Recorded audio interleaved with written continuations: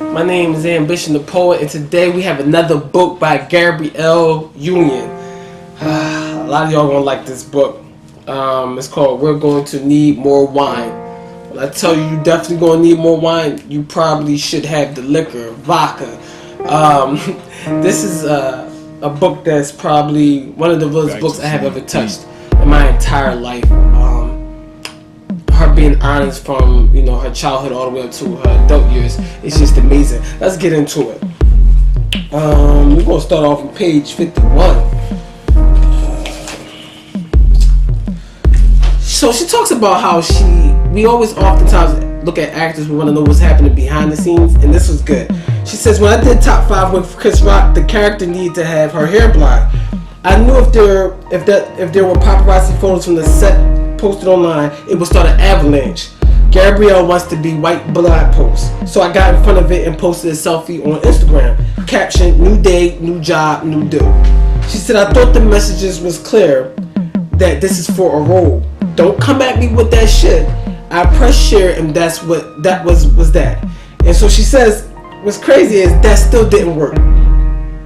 All she saw was, why did you do this, was written over and over again. I felt judged. A person I never met wrote, what happened to my baby? I felt completely outside myself in a way that was not comfortable at all. And she says, there is an idea that if you choose to have blonde hair as a black woman, you are morally deficient.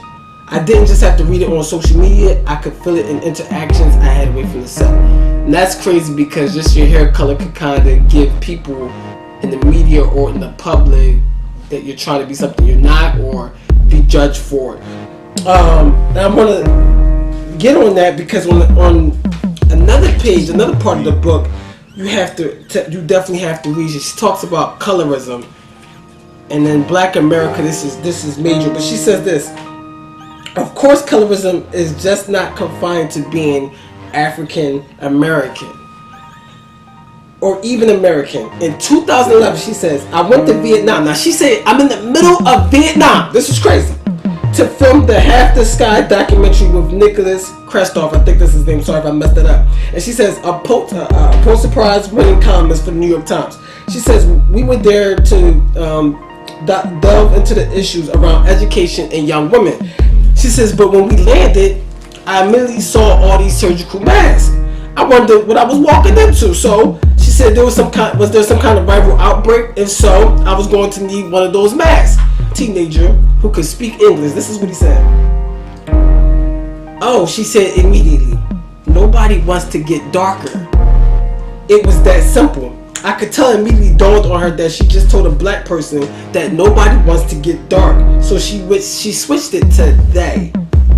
They want their color to be just like him. She continued, pointing to a crew member traveling with me. Of course, he was white. So what happens if you get dark? I asked. She says, like the people who work in the fields, she asked, they think it's ugly.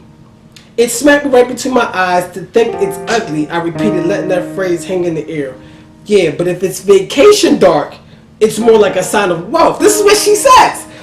If you're just dark, it's a sign that you're poor and you work in the sun doing manual labor.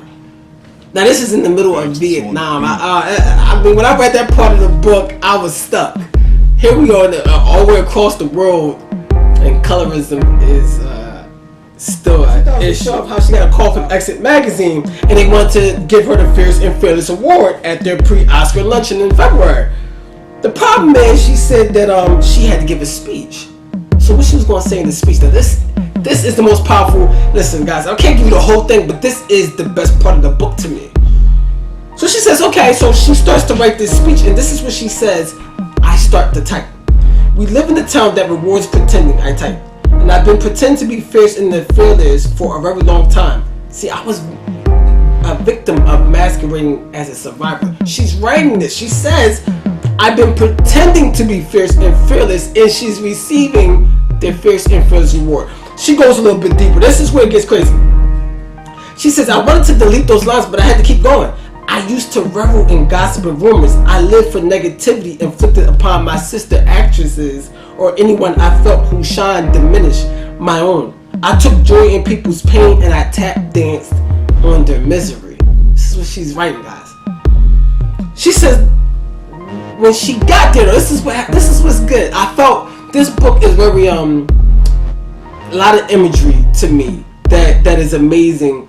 As someone's talking about the life, she says, as I spoke though, I felt the room become still. She said the murmur of chatter and ding of forks against the plate stopped as I read my truth. People began to put their arms around each other's shoulders, drawing them closer and crying. I stammered just slightly at one point, and I felt a wave of love coming at me. These incredible, fierce women were all listening, pulling for me. Oprah Winfrey was there, with her mouth wide open. Her seatmate, Ayanna Vincent, sorry if I got her last name wrong, reached over to close her mouth for her. I had never heard anyone be that honest in public or private, Oprah said, about the competition and fierce drive to be seen and succeed in Hollywood. I mean, that line summed this book up. I mean, listen, guys, the honesty from someone in Hollywood like this, I'm telling you, is mind-blowing. Well, again, this is Gabrielle Union. We're going to need more wine. I think it should have been we're going to need more vodka. But it was an amazing read. I enjoyed it, and I think you will too.